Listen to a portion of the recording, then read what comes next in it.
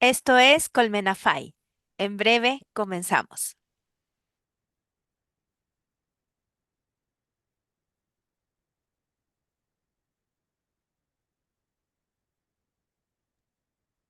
Listo. Ya es jueves de Colmenafai y nos encanta saberles acompañándonos en este espacio de reflexión sobre los buenos tratos para promover el bienestar de niñas, niños, adolescentes, jóvenes y sus familias. Hoy les recuerdo la amable invitación para sumarse a la cultura de paz en nuestro continente, eligiendo alguno de los contenidos académicos de alta calidad que América por la Infancia ha creado en su página web academiafai.com. Visiten ese enlace y busquen en los distintos diplomados y cursos que están eh, disponibles u ofertados en esta plataforma digital para que se profesionalicen con nosotros y con nosotras. Síganos en las redes sociales, nos encuentran en Instagram, Facebook y YouTube como @América por la Infancia. Y si aún no nos siguen en Spotify y esta es la primera vez que nos escuchan, síganos, somos @Colmenafai. El pasado mes de junio, un mes que me encanta, celebramos a nivel mundial el mes del orgullo LGBTTIQ+, para celebrar la libertad de expresión de género, pero también para visibilizar las violencias y la discriminación que experimentan las personas que pertenecen a esta comunidad. Y en Colmenafai queremos sumarnos a esta celebración del orgullo. Para ello, este jueves de Colmenafai iniciamos la serie de 3 episodios dedicados a abordar algunos de los temas relacionados con la diversidad sexual. Hoy conversaremos sobre la educación sexual integral como una posibilidad de visibilizar la diversidad con una invitada de lujo, la magíster María Cristina Campos. ¡Ay, qué honor tenerte, querida Cris! ¡Bienvenida! Hola, Trau, qué gusto saludarte y también estar contigo para compartir. El gusto es todo nuestro. Es un placer, un honor y un lujo conversar contigo. Uno aprende sí o sí y además tienes una manera tan deliciosa de compartir tus saberes y conocimientos que estoy segura de que muchas y muchos al escucharte, cuando escuchen este episodio, lo van a disfrutar muchísimo. Así que nuevamente bienvenida. Muchas gracias, querida Traudy. Pues yo estoy muy emocionada también de poder compartir este espacio, de poder compartir un poquito sobre algunas estrategias y trabajo que he podido acompañar con niños, niñas y adolescentes y poder sumar también al tema de la educación sexual integral. Pues yo conocí a Cris justo en un taller que tomamos mi hijo y yo sobre sexualidad infantil. Así que bueno, ya verán un poco de su experiencia, pero para ello para que conozcan un poquito de lo mucho que ella ha hecho por las infancias en nuestro espacio, en nuestro universo chiapaneco, la voy a presentar brevemente. María Cristina Campos es licenciada en Pedagogía por la Universidad Maya. Es auxiliar primero de educadora por el Centro de Capacitación como auxiliar de educadora en TICET AC.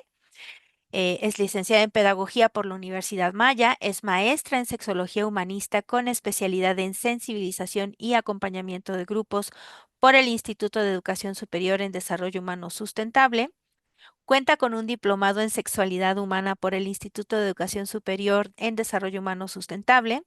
Cuenta también con un diplomado en sensibilización y acompañamiento de grupos por el Instituto Mexicano de Sexología AC y actualmente se encuentra cursando el diplomado en apego, parentalidad y desarrollo de la infancia por justamente América por la Infancia. Es coordinadora de la maestría en atención integral a la niñez y adolescencia e imparte el taller de autocuidado y sexualidad con jóvenes de la comunidad El Retiro aquí en nuestro estado, Chiapas, en México.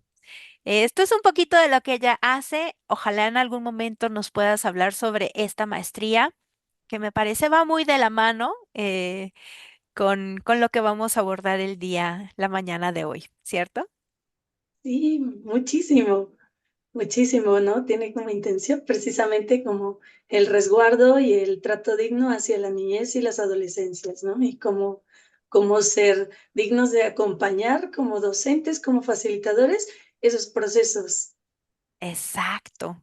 Ay, qué emoción. Por cierto, esta maestría está por empezar ahora en agosto. Si tienen, les interesa formarse en una maestría tan cuidada y tan bien hecha, busquen Universidad Moshpikil en Facebook y o también en Facebook está la fanpage de la maestría, la pueden encontrar como maestría en atención integral a la niñez y la adolescencia. Y ahora sí, empezamos, querida Cris. Pues el título de este episodio es ESI o ESI, las siglas de Educación Sexual Integral. Pero antes de que nos digas qué significa eso, cuéntanos un poco sobre esta palabra que generalmente no generalmente, siempre es un tabú, la sexualidad. ¿Cómo podemos comprender el concepto de sexualidad y cómo se asocia esto con niños y niñas de 0 a 6 años? Oye, qué bonita manera de empezar, porque sí, es muy evidente cuando yo desde que se promueve un taller para hablar sobre sexualidad, hay un montón de prejuicios, un montón de creencias o limitantes que nos impiden acercarnos a estos procesos, de capacitación o de aprendizaje, ¿no? La educación sexual integral, pues, abarca un montón de elementos. Es tan amplia y generalmente, cuando la nombramos, la visualizamos o representamos únicamente en lo erótico, únicamente en las relaciones sexoafectivas entre un hombre y una mujer. Entonces, eso limita un montón todo el espectro y todo el abanico de posibilidades de la sexualidad, que en realidad involucra 4 elementos fundamentales o 4 componentes de la sexualidad, que corresponden precisamente a la experiencia de vida de un ser humano desde que está en el vientre de la madre hasta su vida, de adulto mayor, ¿no? O sea, esos 4 componentes nos acompañan a lo largo de nuestra vida y cada uno se va fortaleciendo, se va ampliando a lo largo de ese proceso de desarrollo, de crecimiento, ¿no? Y entonces, cuando a la sexualidad la visualizamos solo como el encuentro erótico, pues nos limitamos un montón de poder ver todas las posibilidades y cómo precisamente se relaciona con la niñez. Entonces, nos cuesta trabajo concebir la sexualidad de la niñez, ¿no? Entonces, creemos también que es un tema solo de adultos, cuando en realidad es un tema que nos atraviesa la vida entera, ¿no? Y bueno, estos 4 olones de los que te hablo son, aparece el olón del género, que es una construcción social y cultural que se construye a partir de identificar características distintas en uno u otro género, ¿no? Tenemos una visión binaria. Entonces, estas características biológicas pues van definiendo cómo vamos a ser acompañados dependiendo del contexto social y cultural, ¿no? Generalmente una de las interrogantes de cuando vemos a una mujer embarazada es, ¿qué va a hacer? ¿No? Sí. Y entonces a partir de esa respuesta de si es niño o si es niña, vamos determinando nuestras intervenciones, nuestros alcances, nuestros diálogos también, ¿no? Si nos dicen que es una niña, pues compramos cosas asociadas o estereotipadas para niña, como el color rosa, la muñequita, objetos que normalmente están relacionados o vinculados a lo femenino.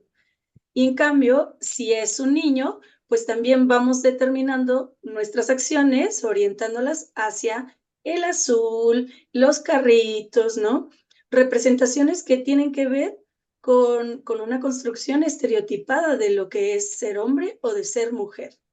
Entonces, Ay, todo esto se encierra en el tema de género, ¿no? ujú, Eh, y bueno, cuando nosotros hablamos de género, actualmente se está abriendo más esta posibilidad a tener un énfasis o una apertura a visibilizar un poco más allá, ¿no? Que no solo es lo binario, sino también hay otras expresiones de género, diferentes a lo masculino y a lo femenino, o que están entremezcladas, ¿no? O que ujú, pueden fluir una entre otra, ujú. rompiendo otra vez con estos estereotipos eh, asociados generalmente a hombre o mujer, ¿no?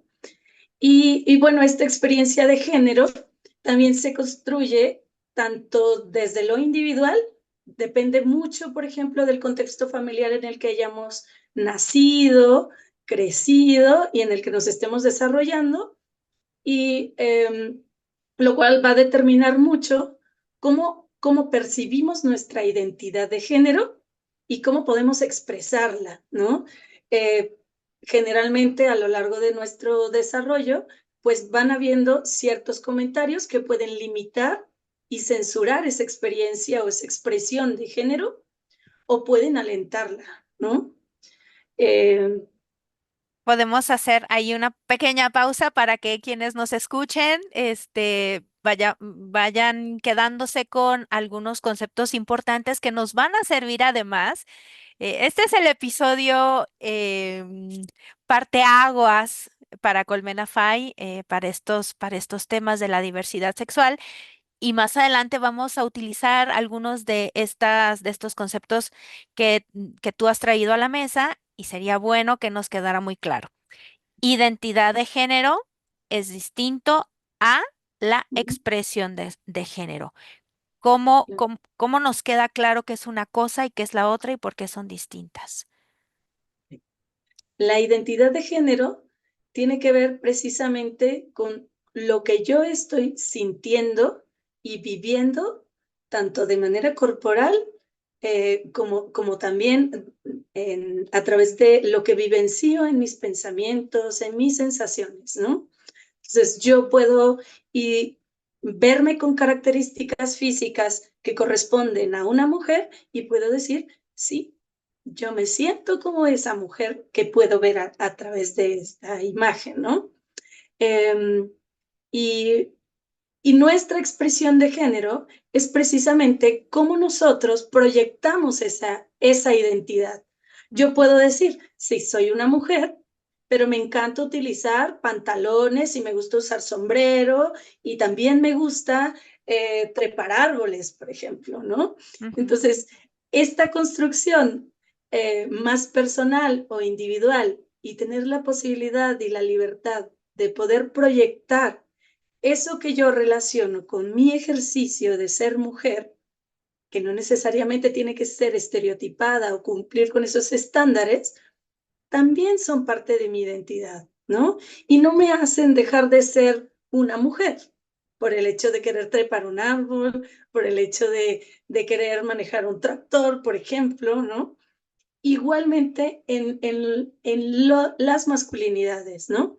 El hecho de cuidar o de tener este gusto o este aprecio o acercamiento hacia la niñez, tener esta mirada de cuidado, el querer procurar desde pequeños, por ejemplo, tener una muñeca y cuidar de ella, no significa que sean menos hombres o Eso, menos niños, ¿no? eso. Sino que hay una mirada más abierta y más diversificada de lo que podemos hacer rompiendo con ese estereotipo que muchas veces se vuelven como reglas sociales y también como espacios que te limitan a la expresión, porque entonces ya hay frases que, que van lanzadas a la persona descalificando el hecho de su ser mujer, su ser hombre, o no identificarse con alguno de estas dos expresiones de género, ¿no? Ujú, Porque también podemos decir,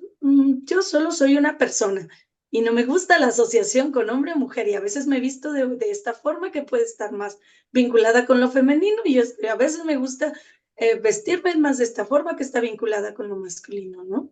Ujú. Ay, me Exacto. encanta. Híjole, es que aquí hay varios temas que a mí me llaman y digo, no, no toques ese tema. Pero ojalá lo podamos tocar porque aquí mencionaste algunas cosas, este tema de los niños y las niñas educados con esta o socializados con este abanico que nos cubre, que nos tapa una visión más respetuosa de la identidad y de la expresión del género de las niñas, niños, adolescentes y jóvenes. Ojalá no vivan así toda su vida y llegan adultos y sean personas que no han podido vivirse de una manera más libre. Tú dijiste libertad, anoté esa palabra. Creo que respetar el derecho de las infancias a vivirse o vivir su identidad, respetar su identidad y de poder expresarlas, creo que les permite ser bastante libres, ¿cierto? Sí, uno de los elementos más importantes para la educación sexual integral es precisamente eso, reconocer la libertad Ujú, y dignificar la educación sexual, dignificar nuestra vivencia a través del cuerpo, nuestros sentires, nuestros pensares y también nuestra expresión a través del cuerpo, porque finalmente es nuestra manera de posicionarnos en el mundo, es nuestra manera de proyectarnos en el mundo y también va definiendo nuestras maneras de relacionarnos con las y los otros, ¿no? ujú. Y ese nos vuelve a llevar a tocar el punto, el segundo Olón. olón, que son precisamente los vínculos afectivos interpersonales. Y en este sentido, pues es la capacidad humana de establecer vínculos afectivos con otras personas, independientemente de su género, ¿no? Y esto pues nos permite desarrollar una capacidad de crear conexiones emocionales que pueden ser muy profundas, en donde podemos experimentar cariño, afecto, amor, amistad, compasión hacia las demás personas, ¿no? Todas estas expresiones de ternura se dan precisamente porque contamos con ese olón de la sexualidad, ¿no? Entonces, cuando nosotros nos vinculamos con la otra persona, estamos teniendo una relación afectiva a partir de nuestra sexualidad, ¿no? Ujú, Y también esta sigue siendo atravesada o determinada por el género, ¿no? ujú, Puedo yo, siendo mujer, tener una diferencia en mi acercamiento hacia los chicos, por ejemplo, porque tal vez hay experiencias o juicios o creencias, ¿no? Que me puedan impedir vincularme más de manera más natural o más abierta con los chicos y tal vez me permito vincularme de manera más fácil tal vez con mi propio género o viceversa, ¿no? Pero esto también está atravesada por estas construcciones de género, ¿no? Entonces, esta capacidad de establecer relaciones íntimas y también relaciones con las otras personas nos van construyendo relaciones que pueden ser identificadas como relaciones confiables, que satisfacen nuestra necesidad de compartir emociones, de vincularnos con las y los demás y de mantenernos en ambientes socializados.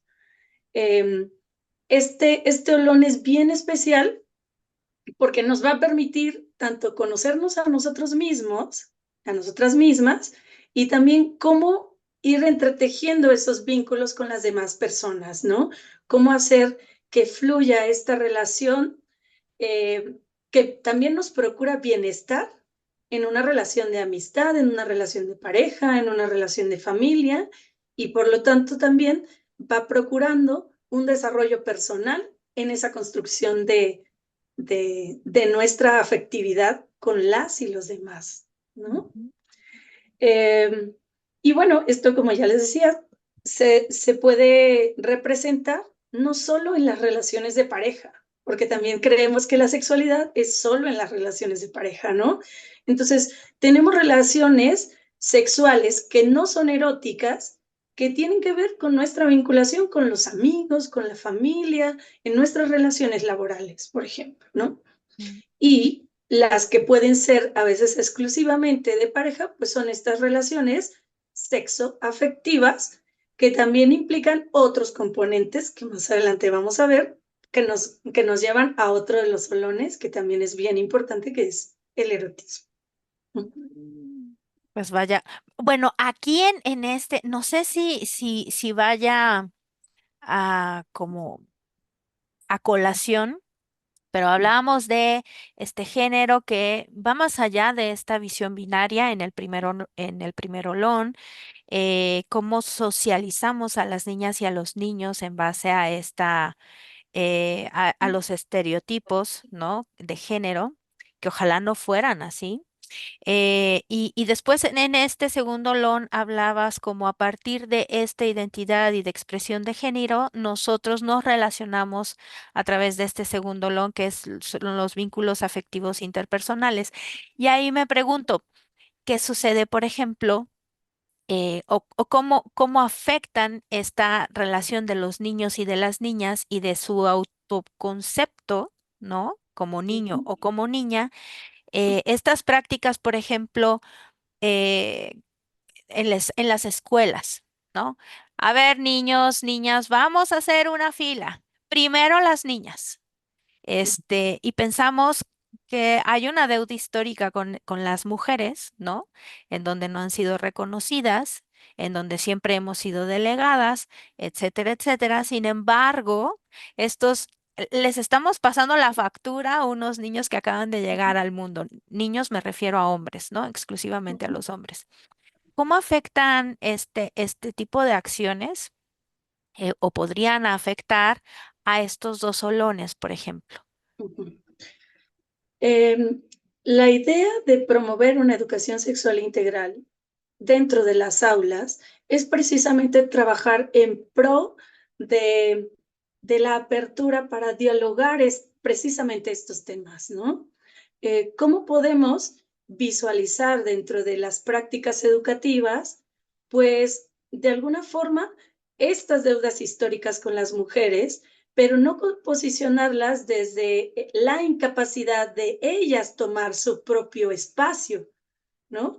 Y tampoco imposibilitando a los chicos de poder expresar sus emociones, ¿no? Sino más bien, cómo nos vamos acercando a una relación más dignificada en donde niños y niñas puedan trabajar en equidad, pueda promoverse la paridad, ¿no? Que tanto niños y niñas tengan el acceso a la información, a la participación y también cómo favorecer un ambiente que nos permita ser más empáticos, por ejemplo, ¿no? Un ambiente más sensible, un ambiente que me permita ver cuando una compañera necesita apoyo o cuando una compañera tiene toda la posibilidad de realizarlo ella misma y entonces yo le acompaño en ese proceso, ¿no?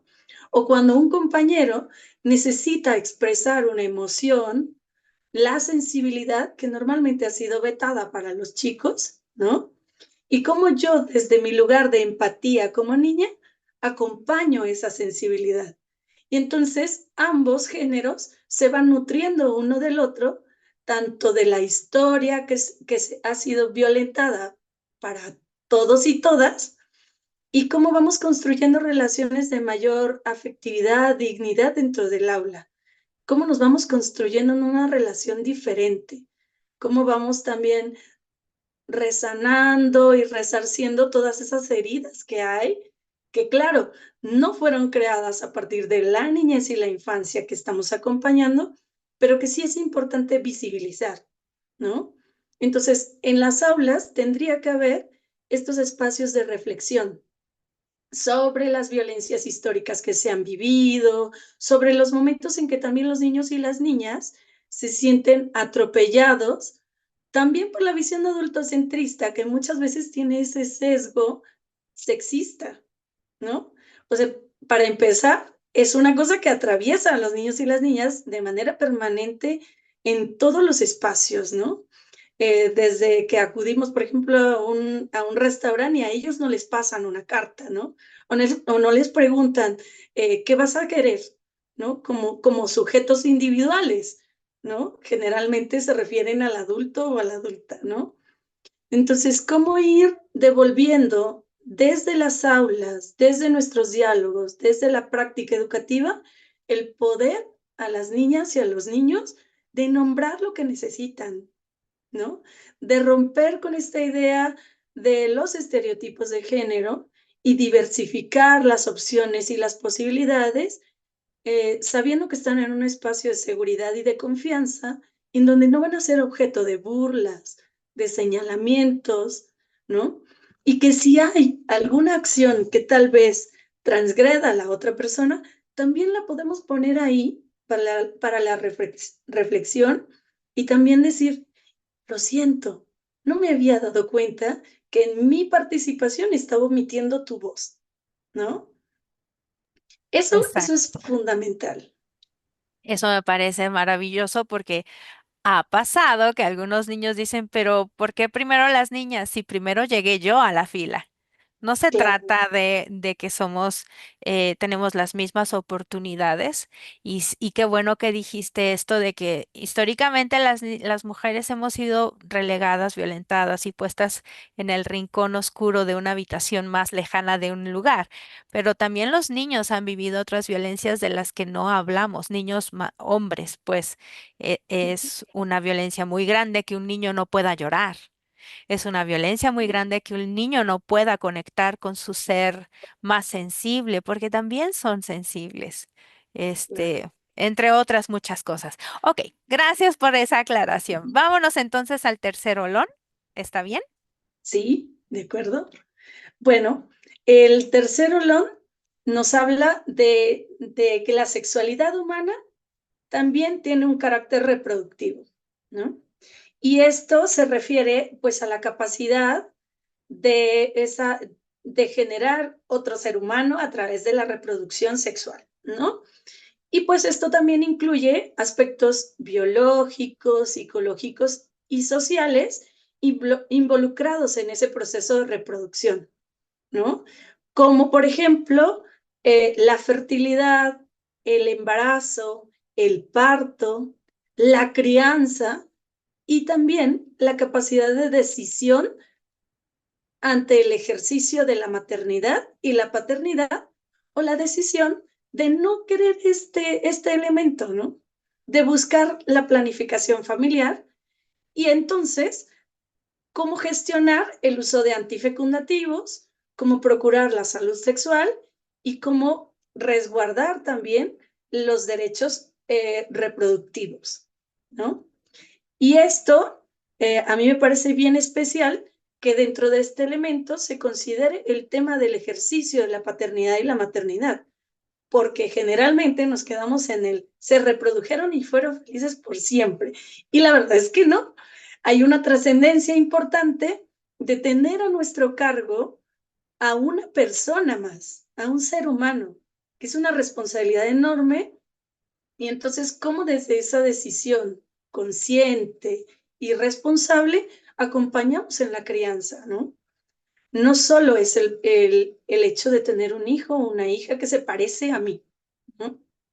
Y también, eh, otra vez volvemos a enunciar que no solo se trata de lo biológico, sino también de aspectos emocionales, sociales y culturales. Y que cada uno de estos elementos se vuelven otra vez a entrelazar y que influyen en la forma en que nosotros como personas vivimos y experimentamos nuestra sexualidad, ¿no? Y también cómo nosotros desde esa experiencia vamos paternando o maternando a un niño o a una niña o a una persona sin distinción de un género, ¿no? Exacto. Ok, entonces hasta aquí vamos pienso yo que va quedando claro cómo esta educación sexual integral va dando paso a la visibilización de esta diversidad. Primero porque educamos en esta conciencia de la eh, el no de lo no. binario, lo no binario, gracias. No solo hay niños y niñas Ujú, que están conformes con su sexo, ¿no? Se asumen, son niñas que al nacer les dieron el sexo de mujeres, ¿no? Y se asumen como mujeres y expresan su identidad de género siendo mujeres, ¿no? De la ujú. forma como sea, de la variedad como sea, pero expresan su identidad femenina, ¿no? Em, Al hacer esto, estamos visibilizando que habrán mujeres que no están conformes con su sexo asignado y que por lo tanto ojalá, puedan tener la libertad de expresar esta identidad de género que se asumen no como mujeres, sino como hombres, ¿cierto? Ujú. Y que eso eh, no es que esté bien o que esté mal, es que eso es así, ¿no? Así es. Cuando nosotros hablamos de la reproductividad y cuando vemos características que son mucho más centradas en lo biológico, también podemos ver estas variantes, ¿no? Hay características o hay diversidades que se generan a partir de variantes em, en esta expresión de la sexualidad desde lo biológico, ¿no? Hay personas que pueden no encontrarse dentro de esta caracterización que tenemos sobre lo que es ser hombre o de lo que es ser mujer, ¿no? Y que nos encontramos en un continuo en esta expresión de la sexualidad. Por ejemplo, hay estados intersexuales como que no necesariamente están como caracterizados como hombre o mujer, ¿no? Hay personas en donde podemos visualizar que tienen características que a veces podemos dudar si es un hombre o una mujer, y no solo por su expresión de género, sino porque también hay una expresión desde la corporeidad que puede estar no tan cargada hacia el estereotipo de hombre o mujer que normalmente vemos pues en los medios de comunicación, ¿no? Entonces, pueden haber, hay algunas, por ejemplo, algunas caracterizaciones como el hermafroditismo, el síndrome de Turner o de Klinefelter que no concuerdan con esa caracterización biológica que encontramos en los extremos de ese continuo, ¿no? Sino que hay sus variantes, ¿no? Cierto. Y nos falta el último olón, ¿cierto? Sí. Bueno, y en este último olón, pues encontramos el tema del erotismo, ¿no? Y esto relaciona la sexualidad humana con la atracción, con la capacidad de sentir deseo, excitación y la expresión de esa experiencia sexual, ¿no? Abarca tanto los aspectos físicos de la respuesta sexual humana ante el deseo y el placer, como también las emociones y todo lo que va acompañado en la mente a partir de esa expresión de la sexualidad, ¿no? Y bueno, sus manifestaciones son a través de las fantasías, de los juegos eróticos y la búsqueda del placer. Y aquí es bien importante que podamos puntualizar que en el caso de la niñez, el erotismo no está presente. En el caso de la niñez, la experiencia es sensitiva. Todo lo que los niños y las niñas experimentan a través de sus sentidos es precisamente la capacidad de disfrute que tienen y que posteriormente se va a ver representada en ese erotismo, pero el erotismo aparece a partir de la pubertad porque ya hay una relación con el otro, con la otra persona, y con la satisfacción personal, con la búsqueda de esa satisfacción personal a través de fantasías y la búsqueda del placer, ¿no? A través de los juegos. Pero antes, en la niñez, no, en la niñez solo es disfrute. Yo platico con las familias y les digo, es como si tuvieran una nevera llena de su helado favorito y tienen acceso a ella, entonces ustedes van a recurrir a ese helado cada vez que quieran. Eso es el disfrute que los niños y las niñas pueden experimentar eh, a partir de todo el recurso de los sentidos y su relación con el mundo. Entonces, y también tienen esas experiencias de disfrute y de placer muy profundo que pueden generar erecciones y excitación, pero es una excitación no erótica, ¿no? Qué bueno que nos lo dices, porque por eso justo asociamos a las infancias, en la primera infancia, como bueno, esto no puede suceder. ¿Por qué le está sucediendo esto a mi hija, a mi hijo? Pero ¿por qué a mí me tocó este niño o esta niña? Y en realidad, pues sería lo ideal, lo idóneo sería que cada niño y niña o niñe tuviera la oportunidad de vivir su corporeidad. Creo que todos estos olones nos remiten necesariamente al cuerpo y la educación entonces sexual integral nos remite justamente a cómo socializamos cada una de las partes del cuerpo de estos niños, de estas niñas o de estas niñas, ¿cierto? Ujú. Es bien importante que podamos tener claro que las experiencias de los niños y las niñas a través del juego les van a ir conectando con esa experiencia sensible. Les conectan con el cuerpo y también les conectan con el placer y el disfrute, ¿no? Y que es parte de un proceso totalmente natural que les permite conocerse, identificar lo que les gusta, lo que no les gusta, lo que también a veces puede doler o lastimar y que es parte de la salud dentro de la experiencia humana y que todos y todas atravesamos por ese proceso, ¿no?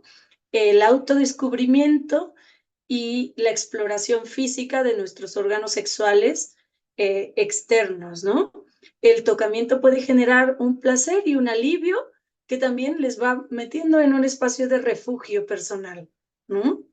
Y entonces, cuando nosotros no tenemos clara esa idea, pues podemos hacernos creencias muy grandotas sobre qué está pasando, ¿no? Que nos pueden llevar a confundir esa experiencia natural, sensible, con prejuicios, ¿no? Y a limitar también la expresión de las niñas y los niños en relación a su sexualidad y al descubrimiento de su propio cuerpo, ¿no? Y también estas expresiones son totalmente individuales, ¿no? Lo que a mí me gusta puede no ser agradable para Traudy, por ejemplo, ¿no? Lo que yo prefiero el helado de limón, pero a Traudy le encanta el de chocolate, ¿no? Entonces, son experiencias totalmente individuales que vamos reconociendo a partir de, pues, de tocarnos, de mirarnos, de explorar este cuerpo que tenemos, ¿no? Y bueno, que también en algunas ocasiones pueden haber alteraciones de ese ambiente natural de exploración, ¿no? Y esto sucede, por ejemplo, cuando hay algunos periodos de ansiedad o depresión que nos pueden hacer conectar precisamente con esas experiencias sensibles eh, de la excitación como forma de refugio y de retraimiento ante una experiencia traumática o dolorosa hacia el exterior. Pero también tienen que ser como observadas y valoradas por un especialista. No podemos solo juzgarlas desde nuestro prejuicio, ¿no? Uh-huh. Me encanta. Y aquí les recordaría que tenemos, creo, 2 episodios en Colmenafy, son de los primeritos relacionados a sexualidad infantil. eh, Uno hablando específicamente del concepto y el otro hablando sobre la prevención del abuso sexual en la infancia, porque hablar de sexualidad con nuestros niños y nuestras niñas también es darles herramientas para, para evitar esos posibles, no es que los niños y las niñas se vayan a defender por ellos mismos, sino más bien que sepan reconocer como estas señales de peligro como para alejarse y pedir ayuda, ¿no?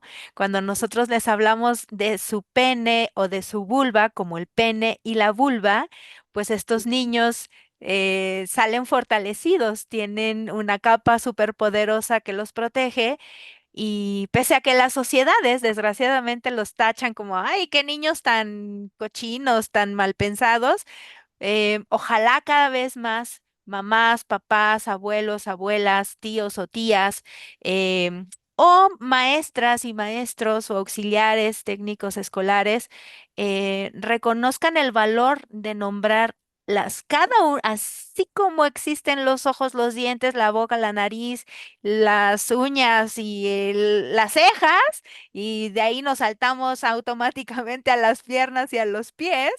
eh, Ujú. Ahí en esa zona oculta, oscura para muchos y muchas, hay una zona de poder que es justamente nuestros órganos sexuales y reproductivos, ¿cierto? Y hay que nombrarlos.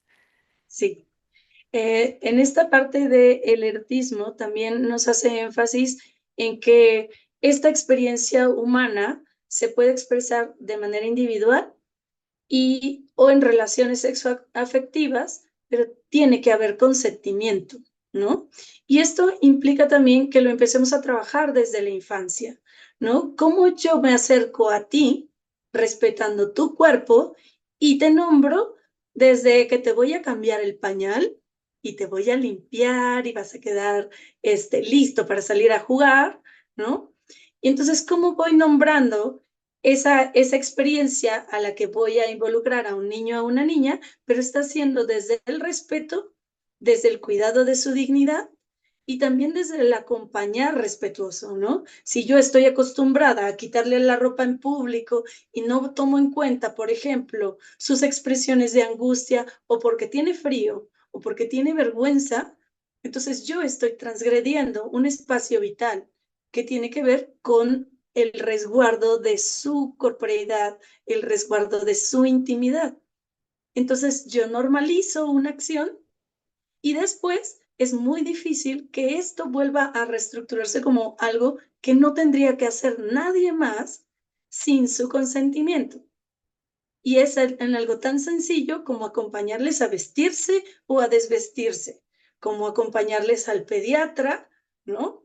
Cuando necesitan quitarse alguna prenda para ser revisados, ¿no? Y decirles, yo voy a estar aquí y van a revisarte, ¿no? Y cómo hacer que ellas y ellos, siendo pequeños, vayan contactando también con esa experiencia sensible corporal en que les hace sentir y saber que están en un espacio seguro, porque también es cierto y que hemos tenido experiencias en donde decimos, esto no me agrada, o esto sentimos que ciertas acciones, por ejemplo, ciertos acercamientos de personas, cierta comunicación, sentimos que transgrede nuestros límites y nos hace sentir en un ambiente que no es seguro o que es incómodo, ¿no? Entonces, este acompañamiento sobre la intimidad y sobre el cuerpo tiene que ser muy cuidadoso y muy amoroso también, ¿no? Para que les permita cuidar esa sensibilidad, para reconocer cuál es el límite, ¿no? Donde ya no me estoy sintiendo cómodo o cómoda, ¿no? Por eso es tan importante que también les pidamos permiso de tocarles, ¿no? Puedo revisarte, creo que estás rosado de las pupitas, ¿no? A veces por el pañal, a veces por la ropa, ¿no? ¿Cómo puedo ayudarte? Entonces, pedir ese permiso les hace también reconocer su capacidad, su poder y la importancia de su cuerpo. Me encanta, porque son cosas que normalmente, pues que por donde quieras buscarle, no se hablan en las escuelas, este, cuesta mucho hablar sobre sexualidad a los niños y a las niñas no hablemos de la educación preescolar, que no creo que exista.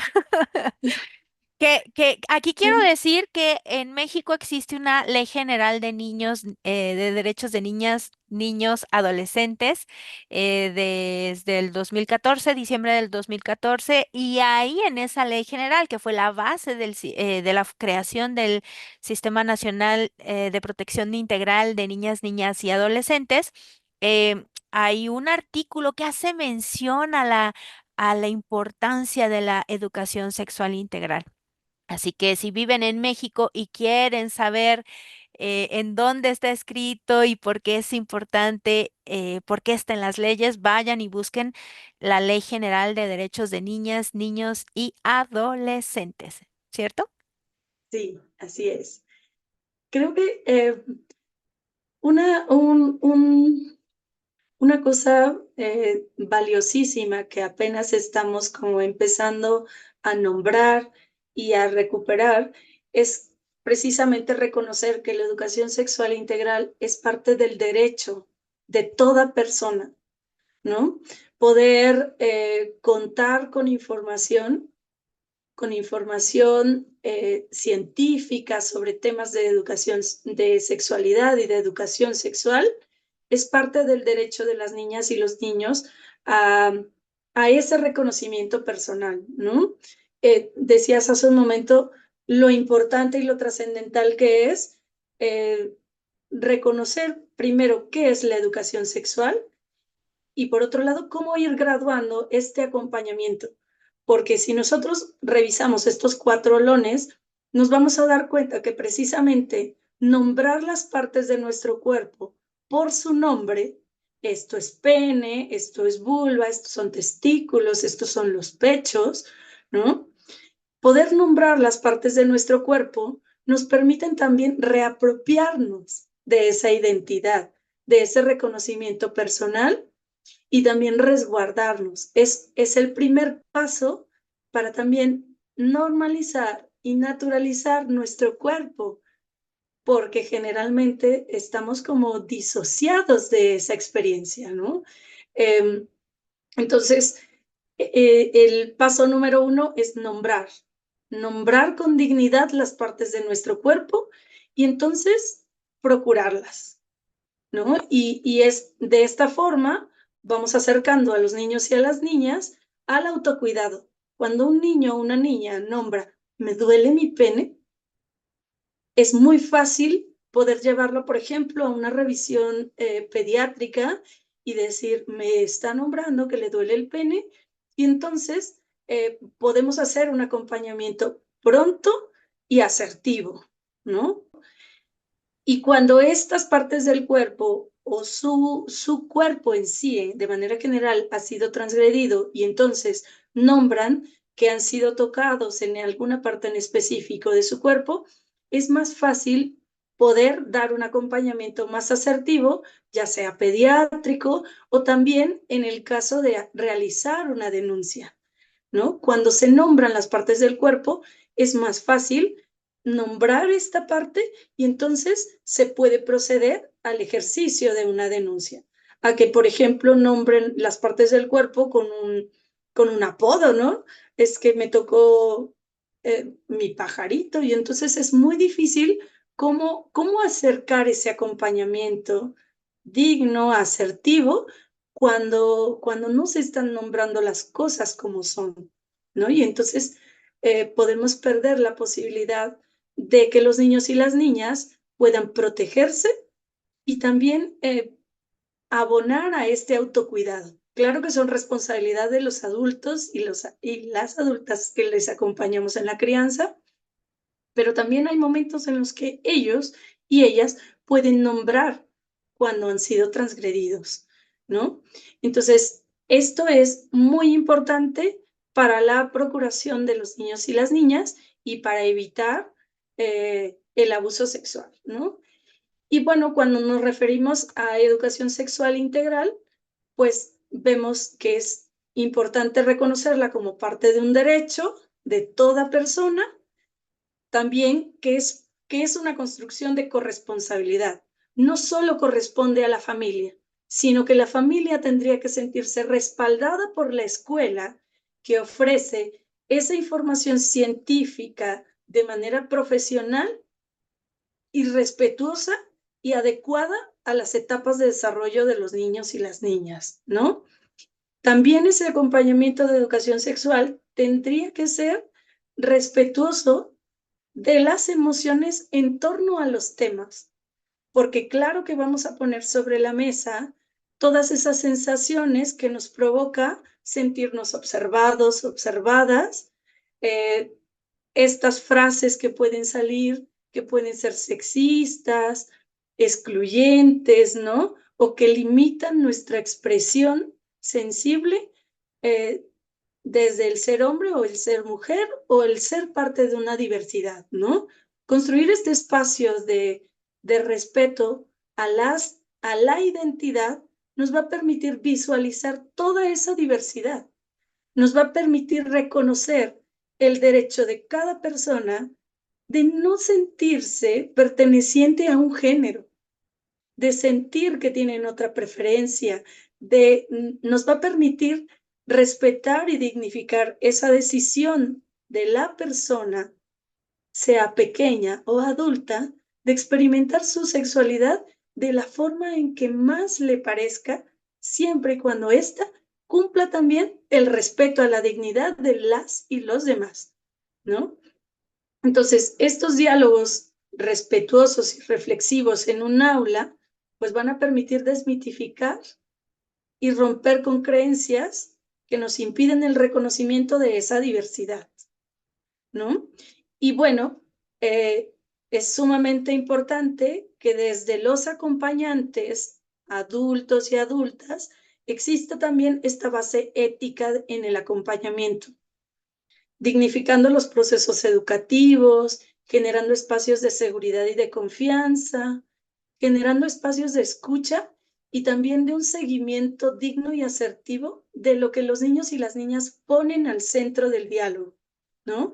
En esos espacios de seguridad y de confianza, que nos permiten dialogar lo que sentimos, también pueden poner ellos y ellas experiencias de abuso, eh, experiencias que no están pudiendo compartir al interior de sus familias. Entonces, ¿cómo desde el ser adulto acompañante y facilitador tomamos esa información, la resguardamos y la compartimos amorosa y dignamente con la familia para dar un acompañamiento asertivo, un acompañamiento integral a esa sensación, a esa emoción y a esa experiencia que están poniendo las niñas y los niños, ¿no?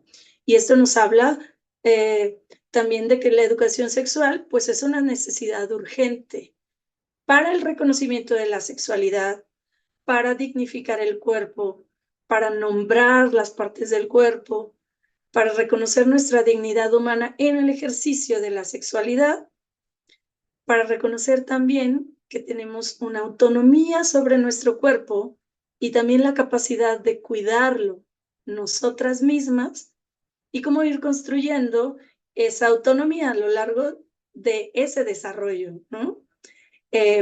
Poder devolver a los niños la capacidad para nombrar lo que desean, nombrar sus decisiones, sus emociones y cuando no están de acuerdo también en algo que nosotros como adultos o como sociedad estamos poniendo, ¿no? Como expectativa sobre una persona que es individual y que no está sujeta a nuestros deseos como adultos, como padres, ¿no? Y esto finalmente, pues sí nos permite construir relaciones que no están basadas en esos prejuicios y que reciben a la diversidad de opiniones, de sentires y de expresiones sexuales y no sexuales para diversificar nuestros ambientes y abrirnos a ese intercambio, ¿no? Afectivo en todos los espacios de nuestra vida. Qué bonita manera de cerrar, Cris, la verdad. Me parece. No sé cómo, pero llevamos ya 50 minutos, creo que más de 50 minutos. Y me ha encantado este primer bloque. Creo que la forma en cómo cerraste fue perfecta, a través del cuerpo, de la apropiación del cuerpo, a través del conocimiento, el respeto, la creación de estos espacios seguros y de confianza, el acompañamiento digno y respetuoso, ético, de las infancias por las personas adultas cuidadoras o que acompañan a las infancias permiten no solo visibilizar las necesidades emocionales, físicas o psicológicas de una persona, como son los niños y las niñas en la primera infancia, sino darles cabida a estas identidades y expresiones de género que no son, que forman parte de estas disidencias, que están en lucha por su reconocimiento, por el reconocimiento de su valor por ser personas, por el reconocimiento de sus derechos y visibilizar todas estas series de violencias que estas personas de la comunidad LGBTIQ+, viven todos los días. O sea, no es que suceda hoy y un año después, no, es hoy y varias veces al día. Así que ojalá nos sensibilicemos, aprendamos a nombrar el cuerpo completito sin saltarnos ni una sola región y nombrarlas con respeto y dignidad. Qué bonita manera de ponerlo. Eso, ponerles un sobrenombre me parece poco digno y poco respetuoso, así que ojalá al final de esta conversación las personas que nos acompañan puedan reflexionar en sus entornos para crear esta comunidad, porque es súper importante que nuestros niños y niñas crezcan no solo con las mamás y los papás o las personas adultas cuidadoras, sino que tengan una red en donde resuenen los mensajes como los que hemos hablado el día de hoy, ¿cierto? Cierto, creo que nos hace falta un montón de trabajo, ¿no? Sí. Y el reto más grandote que tenemos como adultos, pues es que nos reta precisamente a recordar cómo fue nuestro acompañamiento en la sexualidad. Oh, sí. Entonces, poder recuperar esa experiencia y resignificarla a partir de acompañar a la niñez y a las adolescencias, pues nos va a permitir como aventarnos incluso con miedo o con angustia a la experiencia de replantear nuestra propia experiencia, de resarcir también en ese deseo de acompañar dignamente a otros y a otras, em, y poder sanar cosas que hemos vivido, ¿no? Ujú. Cómo acompañamos de una manera diferente y cómo procuramos el bienestar común, ¿no? Así es, el bienestar escrito a través del buen trato. Bueno, pues vámonos al segundo bloque, ¿te parece? Rápidamente. Parece, sí. En este segundo bloque les recuerdo que la persona invitada nos comparte material bibliográfico en el que podamos ir a revisar o profundizar sobre el tema que hoy abordamos. Si te parece bien, cuéntanos al menos sobre un documento y si quieres, invítanos a explorar la maestría en atención integral a la niñez y a la adolescencia. Muy bien. Gracias, Tradi. Pues una manera de acercarnos a la sexualidad con niños y niñas y adolescentes, la manera más amorosa que yo he encontrado y ha sido a través de la lectura de cuentos, ¿no? Y a mí me parece que es muy divertido cómo poner sobre la mesa a través de cuentos esta reflexión, ¿no? Sobre lo que significa ser niño o niña, sobre que si el rosa es realmente para las niñas, o también a los niños les encanta el rosa, pero no lo dicen y lo guardan en secreto, ¿no? Este, todas estas expectativas que tienen las niñas por hacer cosas que normalmente no se nos ha permitido y todas las expectativas de los niños por tocar esas cosas sensibles, ¿no? Y por experimentar la sensibilidad desde otro lugar que no es exclusivo de la feminidad, ¿no?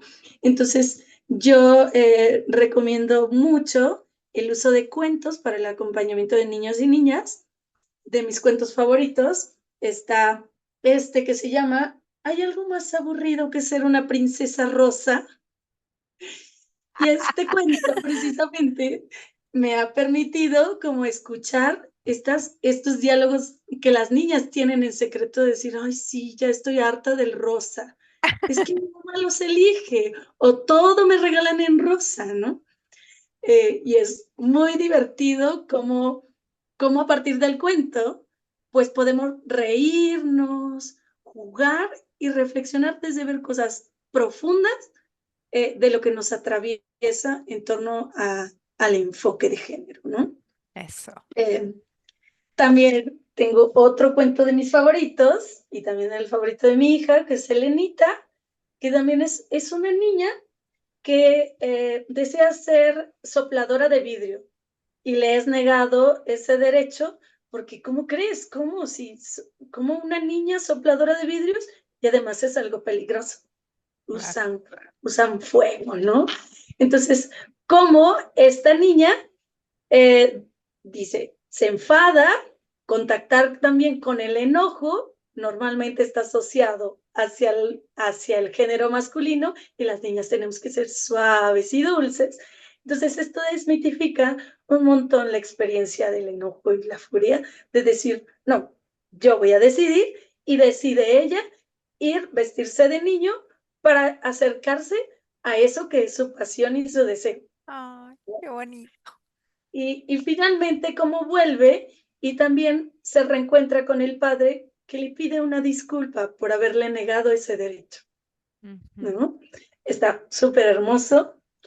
Y otro para trabajar con juventudes o adolescencias se llama La perra, la cerda, la zorra y la loba, que también es un texto muy interesante que pone de manifiesto como todos estos estereotipos sobre lo que tendría que ser una mujer joven, ¿no? Que tiene que ser recatada, eh, cuidadosa, ¿no?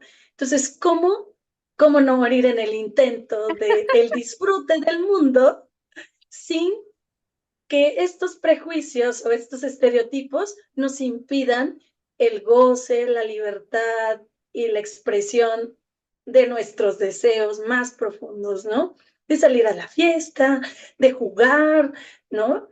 Y cómo ponemos esta reflexión en la mesa. Me encanta. Ese me lo voy a tener que comprar para leerlo con mi hijo. Sí. Ok, cuéntanos así brevemente sobre la maestría. ¿En dónde podemos encontrar? ¿Cómo podemos pedir informes? ¿De qué se trata? De verdad, está bien bonita. Hay temas que yo nunca en mi vida, que sé que existen, pero que nunca he podido profundizar, sobre todo sobre la diversidad sexual. Em, es una cosa bellísima. Cuéntanos. Gracias, Traudy. Pues pueden buscar en Facebook Universidad Moshvikil. Estamos en Chiapas, en San Cristóbal. La Universidad Moshvikil está al interior de la Reserva Natural Moshvikil y esta maestría pues tiene un enfoque bastante holista, ¿no? Nos habla desde las etapas de desarrollo, desde el reconocimiento de las emociones, los sentimientos y la experiencia sensible de la niñez y en sus diferentes etapas de desarrollo, sobre educación sexual y las etapas de desarrollo, sobre neurociencia aplicada a la educación, y ahí tenemos a Traudy como docente también, que es un regalo poder tenerla. Eh, También visibilizamos a partir de la formación todos estos retos a los que se enfrentan los niños, niñas y adolescentes, que son como los riesgos a los que están más cercanos y cómo poder generar estrategias de acompañamiento para esa gran diversidad, ¿no? Atención a neurodivergencias, atención a casos clínicos específicos también, y cómo podemos, desde nuestra formación como docentes, facilitadores y acompañantes, generar espacios precisamente que procuren espacios de seguridad y de confianza que promuevan relaciones afectivas en la relación educativa, que promueve también una relación horizontal que está muy, muy atravesada por la perspectiva de género, ¿no? ¿Cómo podemos desde el aula, desde nuestro ejercicio docente, visibilizar esas brechas de género para aperturar un acercamiento de las ciencias, un acercamiento de la reflexión y del pensamiento crítico hacia los niños y las niñas, ¿no? En donde se encuentren en un ambiente más horizontal que les permita, pues, ponerse en todo su esplendor, ¿no? Y esta es una maestría sumamente bella que también surge precisamente de la reflexión de querer espacios que dignifiquen el acompañamiento hacia la niñez. Entonces, pues sean bienvenidos. Pueden buscarnos en redes sociales, Facebook, Universidad Moshbikin, y ahí podrán tener el acceso a esa información. Ay, qué bonito. Pues muchísimas gracias. Vámonos al tercer bloque. Este bloque también, todos me encantan. En este último bloque, su misión, el de las personas invitadas, si deciden aceptarla, es elegir una palabra del banco de palabras y relacionarla con el concepto del buen trato. Y tú elegiste ya tu palabra. Y yo te pregunto, ¿estás lista para aceptar la misión? Estoy lista. ¡Eh! En- Entonces, tu palabra, escogiste la palabra lenguaje y creo que queda perfectamente bien enmarcado con este episodio y cómo se relaciona el lenguaje con el buen trato. Cuéntanos. Bueno, creo que el lenguaje es vital, ¿no? Y una de las frases más importantes que yo recuerdo de la universidad es que el lenguaje es el vehículo del pensamiento. Entonces, el lenguaje va a poner de manifiesto cómo nos posicionamos frente a los niños y las niñas y las adolescencias, cómo nos posicionamos ante la diversidad, cómo nos posicionamos ante ese ser humano. Y entonces, por eso es tan valioso que nuestro lenguaje sea cuidadoso, sea respetuoso, sea digno y también sea un lenguaje abierto y verdadero y también sujeto a la reflexión, ¿no? Poder, poder resignificar la palabra, ¿no? Poder nombrar las partes de nuestro cuerpo y reapropiarnos, y dignificar esos nombres y dignificar nuestro cuerpo a partir del lenguaje es fundamental para el tema del autocuidado. Qué bonito, me encanta. Pues bueno, hemos terminado esta mañana de Colmenafai. Gracias infinitas, queridísima Cris, por hacer un espacio en tu agenda, porque ya es una locura para estos momentos. Em, Deseo que las personas que nos hayan acompañado hayan disfrutado tanto como yo este episodio de aprendizaje y de reflexión sobre la diversidad sexual, sobre la sexualidad infantil, sobre el género, sobre la educación sexual integral en las aulas, sobre las comunidades sensibles, sobre la dignificación del cuerpo, el nombramiento de sus partes. En fin, creo que fue un episodio bastante completo. Espero que lo hayan disfrutado. Y si conocen a alguien a quien este episodio puede servirle para su ejercicio parental, o si conocen a una maestra o algún maestro o alguna persona dentro del aula a quien este episodio pueda serle de particular importancia para acompañar a sus pequeños y pequeñas en el aula, ayúdenos a compartirlo. Para que el mensaje de buen trato llegue a todas y todos los niños y las niñas en nuestro continente. Gracias a Javier Lenis y a Carlos Díaz por el trabajo que hacen para América por la Infancia, especialmente el trabajo que hacen para Colmenafay.